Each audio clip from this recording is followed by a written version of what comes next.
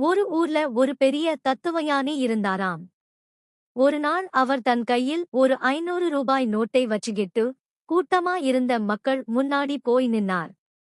அவர் அந்த 500 ரூபாய் நோட்டை காட்டி, இந்த நோட்டு யாருக்கெல்லாம் வேணும் அப்படின்னு கேட்டார். எல்லாரும் கையை தூக்குனாங்க. அடுத்து அவர் அந்த நோட்டை கசக்கி சுருட்டினார். இப்போ இது யாருக்கு வேணும்னு கேட்டார். அப்பவும் எல்லாரும் கையை தூக்குனாங்க.